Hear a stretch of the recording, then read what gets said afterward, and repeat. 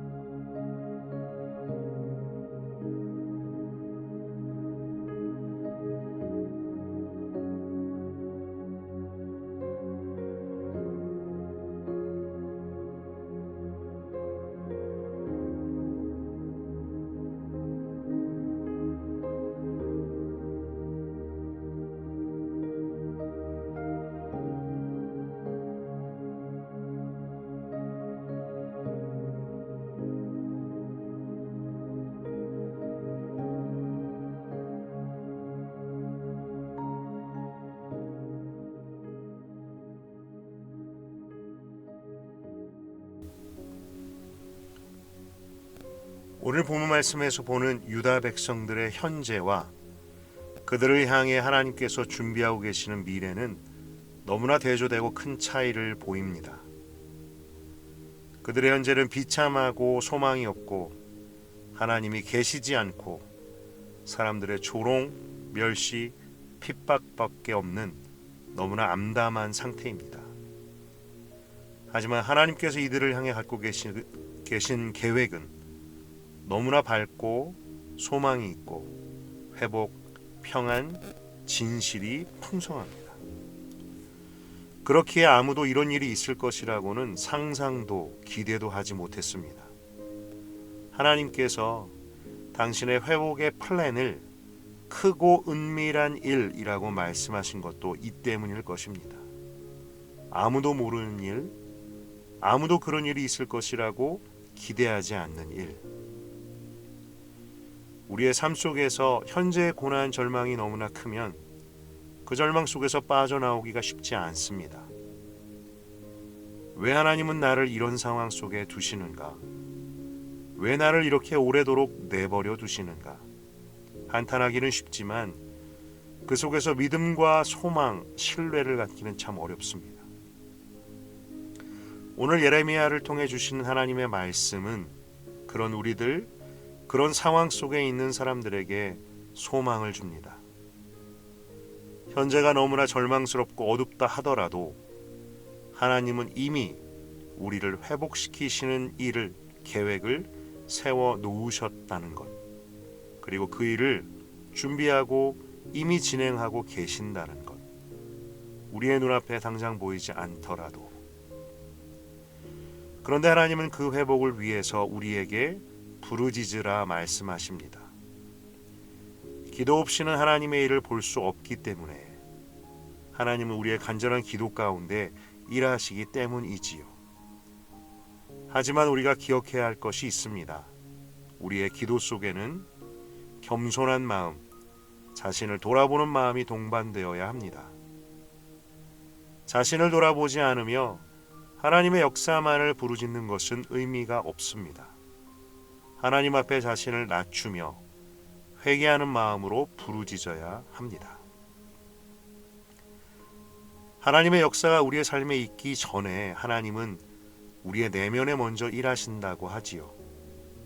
오늘 함께 말씀을 묵상하는 모든 한우리 가족들이 각자의 삶에 하나님께서 하실 일들을 확신하기를 원합니다. 또한 그와 함께 우리의 내면에 하나님의 만지시고 고치시는 일이 함께 일어나기를 소망합니다. 그 일들을 하나님께서 친히 이루실 것을 믿고 또한 이미 하고 계심을 믿습니다.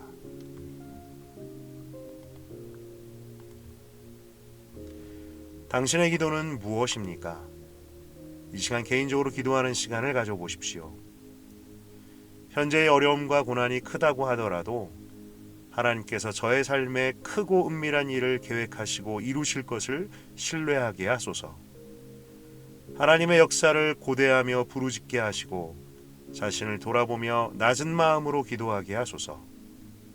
그렇게 인내하며 기도하는 가운데 제 삶 속에 일하시는 주님의 일을 보게 하소서.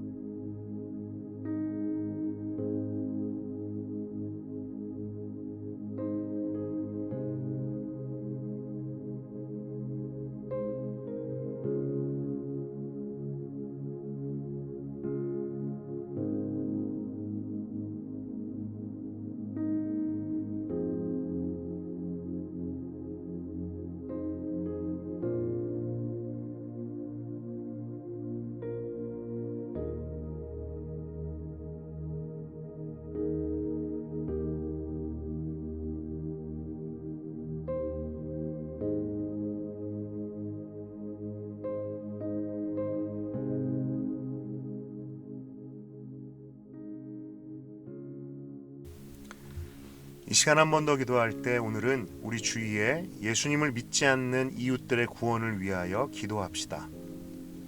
주님, 아직 예수님을 알지 못하는 누구누구를 불쌍히 여기시고 만나 주시옵소서. 그를 향한 복음의 통로를 열어주시고 그가 복음을 듣고 주님을 믿게 하소서. 그를 속이고 진리를 보지 못하게 하는 악한 영들의 역사를 묶어주시고 성령의 진리의 빛을 그에게 비춰 주소서. 저의 삶이 그에게 예수님을 전할 수 있는 통로가 되게 하시고 저에게 복음을 전할 수 있는 담대함과 기회를 허락하소서. 이 시간 한 번 더 기도하겠습니다.